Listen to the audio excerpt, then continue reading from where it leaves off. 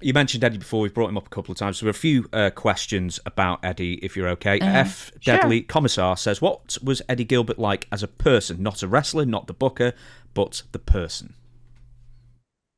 A lying, cheating husband. Simple as that. Yeah. I didn't know about, like, it was my dad came up with my nephew to build my fence at my house, and he had one beer and he was just so drunk. I didn't know about pills. I didn't know that he was taking pills and taking stuff at the time. I didn't know. I was blind, you know. Maybe I didn't want to know, you know. Uh, So, Something I've heard about Eddie numerous times is that he was just simply too obsessed with wrestling. Like, he's yeah, he was. 24/7. Could he never... 24/7, and that's all he cared about. I bought him a boat, hoping that, after he got off the booking committee, I thought, well, if you have a boat, maybe you can go fishing and relax or go skiing. It was a ski boat. It was a really, really nice boat. He took it out maybe twice. I had a horse, so I would ride my horse every day. So when I was going through the bad times in WCW, at least I had an outlet to do, a hobby or something. He didn't have a hobby. His hobby and his work and everything was wrestling. So how come he could never turn off then? I don't know.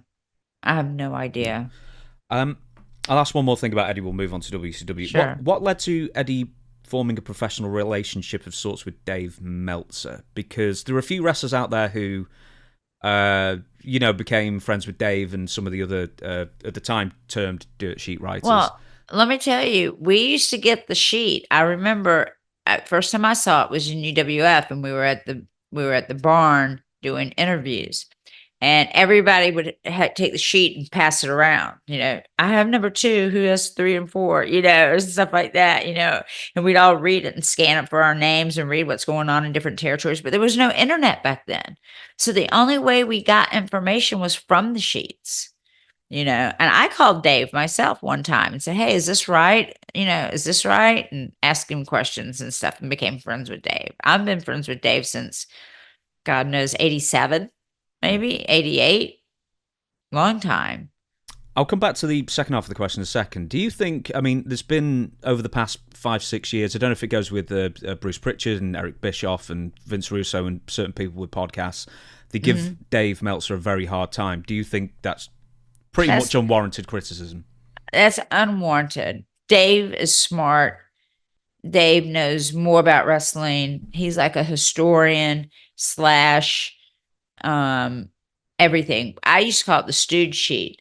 I found out that I was leaving one territory and going to another territory by reading it in Beltz's sheet. I mean, he had the finger on the pulse of the business, and he still does. I love his take on things. He is 99.9% correct on anything he has to say. He's just so intelligent. Why do certain wrestlers or performers gravitate to sharing information with the Dave Meltzer? Because they want their side out. They want their side of the story out. When did Eddie realize that he could use the newsletters for his own gain? Because I know later on, I believe he actually got Eastern Championship Wrestling coverage in the newsletter. Yeah, at the time. yeah. Yeah. Well, because it was doing good. He took a small little group with Todd Gordon, made it a hot little group. So it ended up being ECW. I think I talked to Todd not too long ago, and I believe he said they got no coverage until Eddie just picked up the phone one day and said, "You need to start covering ECW," and then lo and behold. Right. And lo and behold, there it goes. There you go. Yeah.